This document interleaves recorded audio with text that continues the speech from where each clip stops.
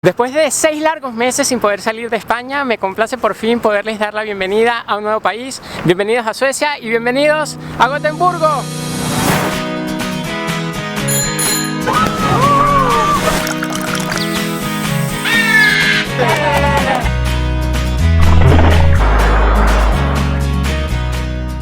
Gotemburgo se ubica en la costa oeste de Suecia, siendo la segunda ciudad del país en importancia y en tamaño.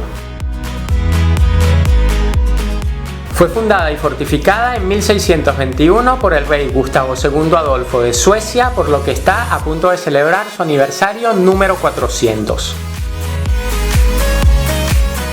Gotemburgo posee el puerto más grande de los países nórdicos gracias a que sus aguas nunca se congelan y es un destino que se puede recorrer muy fácilmente a pie.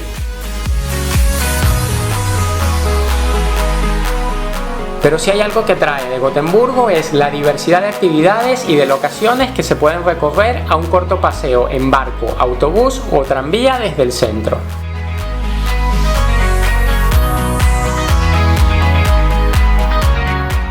En este y en los próximos videos te voy a llevar a conocer la ciudad, a explorar algunas islas de su archipiélago y a realizar impresionantes rutas de senderismo por la naturaleza.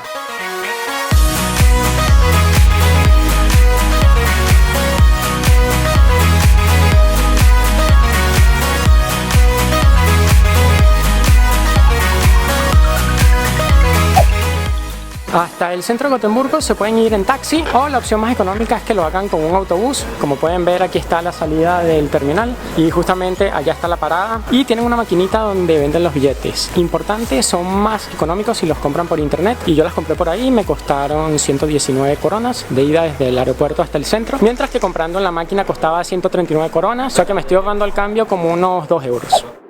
Entramos y aquí enseguida hay un armario con espejo, a mano izquierda está el baño, bien amplio, me dejaron suficientes toallas, la ducha también tiene un buen tamaño. Por aquí tenemos un televisor pantalla plana, al fondo un escritorio con una lámpara, luego aquí a la izquierda una pequeña silla con su mesita y vean la cama qué grande, me gusta por cierto que tiene estas lámparas de lectura muy útiles, al igual que este papel tapiz que le pusieron está muy bonito. Y las vistas no las van a notar mucho ahora porque está oscuro, pero justamente aquí debajo pasa el tranvía y enfrente está una parada del ferry que cruza al otro lado.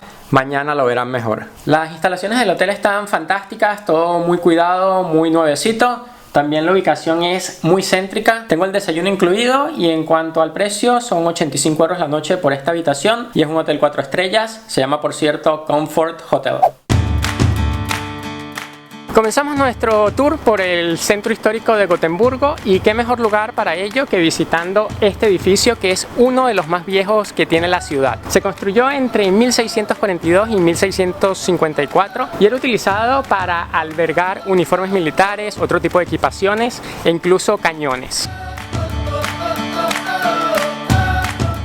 Una característica importante del Kronhuset, que no sé si lo estoy pronunciando bien, es que en la planta baja no tiene pilares o columnas que sustenten el resto del edificio y esto se hizo con la intención de poder movilizar vehículos en su interior con libertad. Alrededor habían varias construcciones hechas de madera pero se incendiaron en 1736 y tuvieron que ser sustituidas por unos edificios más nuevos. A día de hoy el Kronhuset, tanto los edificios que lo circundan y otras partes en este mismo vecindario, se dedican a las manualidades. Es un centro de arte donde pueden encontrar joyerías, jabones artesanales, artículos de cuero, entre otros. Llegamos hasta la plaza Gustav Adolf Stork y este ha sido el centro político de la ciudad desde el siglo XVII. Imagínense que en esta misma plaza se aplicaban castigos públicos entre los años 1700 y 1850. Luego más tarde en el siglo XIX era un punto donde se recogía agua y pues en esta plaza se encuentran el ayuntamiento y la bolsa de valores de la ciudad. Como pueden ver hay una estatua y esa es de Gustav II, que fue el fundador de la ciudad.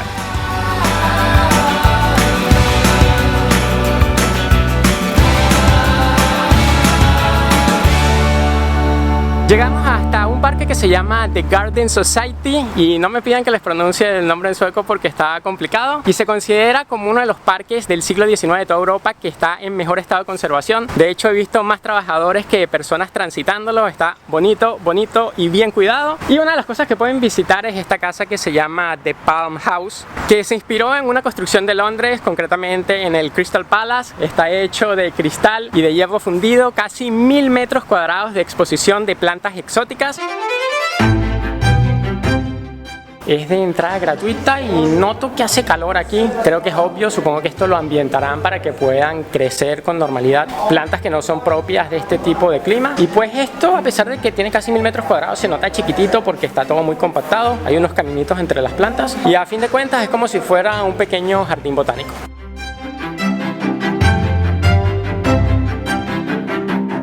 Yo sé que en este punto probablemente se estén preguntando dónde está mi mascarilla y les quiero confesar que no estoy siendo para nada irresponsable ni estoy siendo antisistema, sino simplemente Suecia va al contrario que la mayoría de los países del mundo o ciertamente de Europa. No han utilizado mascarilla durante todo lo que ha durado la pandemia, ni en ningún momento ha sido obligatorio, tampoco es necesario entrar a supermercados ni a tiendas utilizando una, y de hecho en todo lo que va de día, que yo tengo unas 3 horas caminando, la única persona que vi con una mascarilla puesta fue la recepcionista del hotel. Yo sí les puedo decir que me siento un poco aliviado, se siente bien estar sumergido por unos días en una especie de realidad paralela donde parece o que el tiempo se hubiese atrasado, se hubiese adelantado, pero estoy fascinado con esto, viajeros, y lo voy a disfrutar antes de volver a España, donde sí es obligatorio el uso de mascarilla.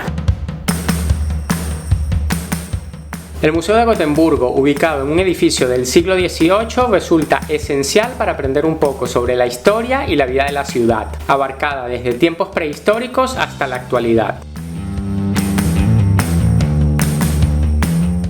Me podía enterar de datos bastante interesantes, como por ejemplo que hace 12.000 años en esta región el nivel del mar estaba 35 metros más alto que el nivel del mar actual, y de hecho había una parte de Suecia que estaba conectada por tierra con Dinamarca y se podía ir de la actual Suecia a la actual Dinamarca a pie.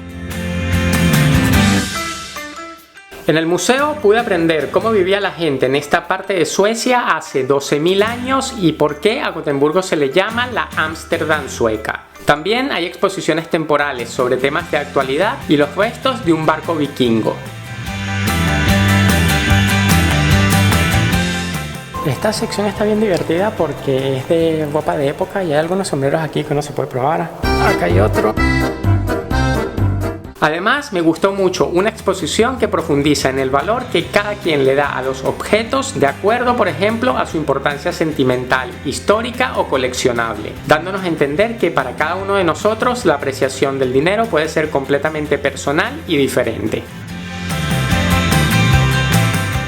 El museo no les puedo decir que me atrapó desde un primer instante, pero conforme lo fui recorriendo me comencé a enterar de datos súper interesantes de los cuales les voy a ir hablando a lo largo del día. Así que les recomiendo que lo visiten. La entrada está barata, vale 60 coronas suecas, que al cambio estamos hablando de 5,70 € aproximadamente. Ha llegado mi hora favorita, la hora de la comida, y algo que no les he comentado es que estoy trabajando en colaboración con la agencia de turismo de Gotemburgo y pues me hicieron una reservación en un mercado local, ya me hicieron varias sugerencias y vamos a empezar con la comida. Este restaurante fusiona la cocina francesa con la cocina sueca, entonces creo que vamos a encontrar unas combinaciones deliciosas de comida. Y para este primer plato, que no recuerdo el nombre, lo que me trajeron son unas gambas o camarones, no sé cómo las llaman en su país, y están metidas como dentro de una tortica, no sé cómo llamarla. Esto tiene mayonesa, eneldo, cebollita, y eso me dijo que lo tengo que acompañar con el pan que me trajo, que es como un pan frito, entonces se lo voy poniendo encima, lo voy untando y así me lo voy comiendo. Lo que me acabo de comer fue nada más un entrante y ahora sí viene el plato principal, que me lo traen acompañado con una copita de vino. So for your bouillabaisse, lightly oaked Chardonnay from Macon, Bourgogne, France. Vamos a ver qué tal está. Está muy bueno, muy bueno.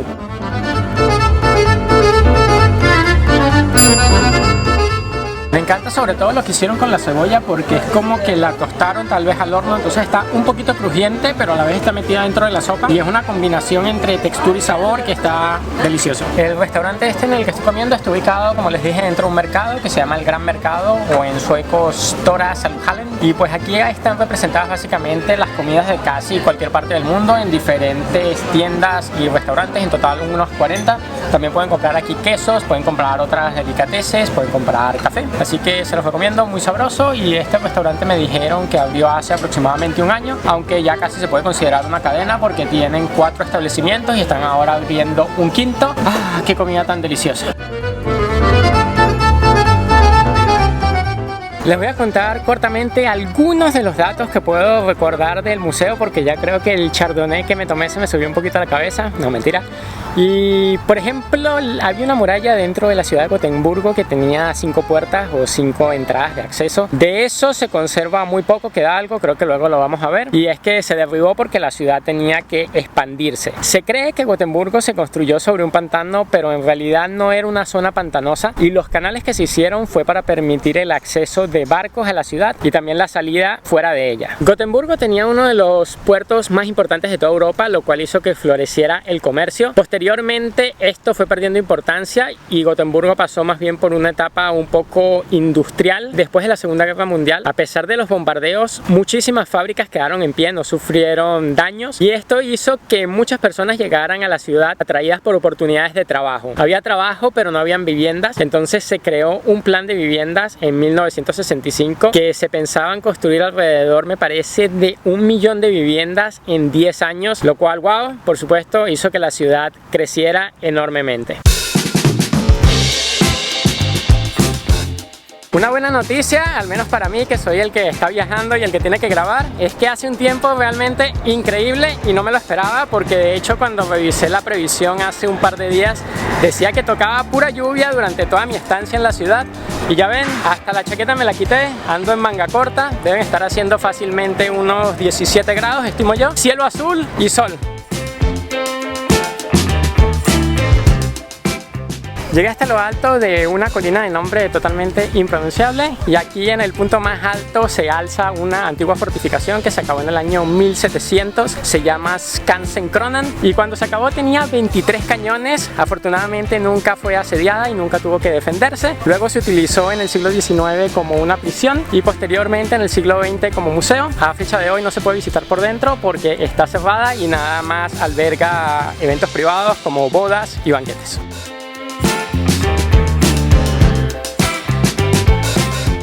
Por supuesto que al ser este un punto elevado de la ciudad, lo convierte en un mirador perfecto, y sobre todo viene la gente aprovechando el buen tiempo como hoy para hacer un picnic y sentarse aquí relajadamente a observar esta panorámica a ambos lados de Gotemburgo.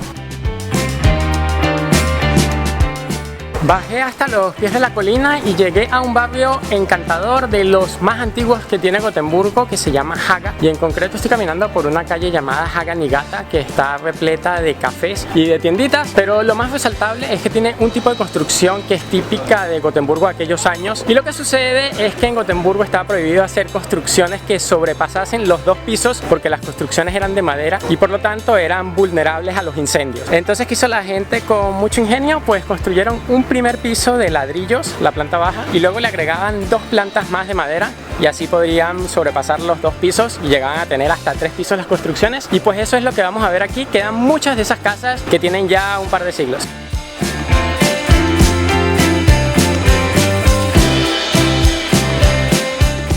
Ha llegado la hora de comer nuevamente y les quiero hablar de algo que es súper importante para los suecos, algo así como podría ser para los ingleses la hora del té. Pues eso es el fika. El fika para los suecos es un momento del día sagrado, un momento que lo utilizan para descansar, para desconectarse o para ponerse al corriente de temas importantes, conversar con amigos, con familiares, y pues consiste en sentarse en algún lugar a tomarse un café acompañado de algún dulce. Y aquí es donde voy yo a probar un dulce que dicen que es de los roles de canela más grandes que hay en el mundo, es del tamaño de un plato, y lo venden en este café que es súper popular, que está detrás mío, que se llama Café Husaren. Ahí vamos.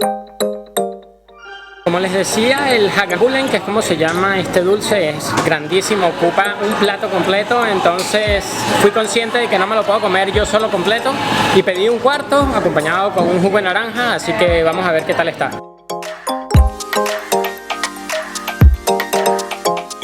Antes de que salga alguien por ahí diciéndome, Mirko, pero el fika se toma con café, lo que tú hiciste no es un fika. Bueno, depende de cómo cada quien lo mira, a mí el café no me gusta, así que es válido, considero yo desde mi punto de vista, que yo haga mi fika con un jugo de naranja. Y aquí les voy con más datos curiosos de estos datos que a mí me fascina compartir en los videos. Y es que Suecia va a ser el primer país del mundo en eliminar por completo los pagos en efectivo. Todo el mundo paga con tarjeta y quienes no pagan con tarjeta pagan con una aplicación que se descarga en el teléfono. Yo no la pude descargar porque obligatoriamente para poder tener esa aplicación hay que tener cuenta en un banco en Suecia. El plan es que ya para el año 2023, es decir que no falta prácticamente nada, nadie utilice ni monedas ni billetes para realizar sus pagos en toda Suecia. Supuestamente a algunas personas mayores, como es lógico, es a quienes más les cuesta adaptarse a esto. Y lo sorprendente es que yo creo que es la primera vez en un viaje en toda mi vida que ya tengo un día desde que pisé la ciudad y no he tenido que cambiar dinero, ni siquiera he visto ni una sola casa de cambio. Pagué incluso 2 tarjetas postales que me compré en una librería, compré el fika, todo lo que he pagado hoy, todo lo he pagado con la tarjeta y creo que me voy a ir de Suecia sin llegar a conocer cómo se ven los billetes.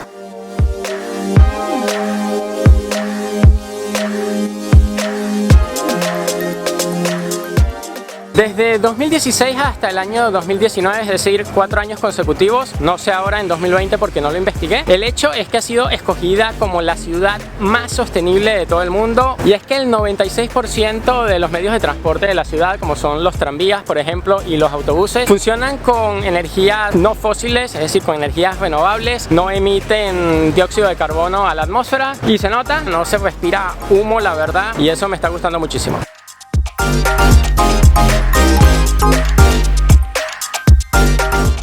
A lo lejos vi una iglesia que me llamó mucho la atención, se veía bien linda y me acerqué. Desafortunadamente está cerrada, pero afortunadamente hay gente simpática. Y una señora que la vi saliendo de acá, le dije que estaba haciendo videos de la ciudad y pues me permitió entrar, aunque la iglesia se supone que está cerrada por el coronavirus y nada más vienen las personas que trabajan en el coro para practicar. Y me dejó 5 minutos aquí para que la grabe por dentro y vean qué linda que está.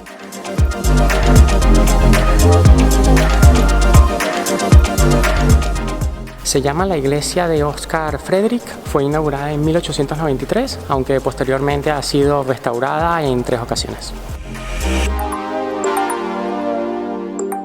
Para que los suecos que vean este video no se vayan a quejar, comencé a buscar los nombres y su correcta pronunciación en Google, así que aquí va. Este lugar se llama Fiskekorkia y es un mercado de pescado y de mariscos que se inauguró en 1874. Lo malo es que desde el 1 de septiembre está cerrado por renovaciones y no va a volver a abrir hasta el 2023. Lo peculiar sobre su arquitectura es que fue diseñado por el arquitecto de la ciudad y que se inspiró en un tipo de iglesias de madera noruegas que no necesitan pilares, por lo cual es un espacio diáfano completamente abierto y sin columnas. Llegó lo que para mí es la peor parte del día y es el momento de despedir el video de hoy, pero los invito a que se mantengan sintonizados y a que no se pierdan el próximo episodio y los próximos después del próximo, porque van a estar muy buenos y les tengo preparadas grandes sorpresas. Los quiero, viajeros. Chao.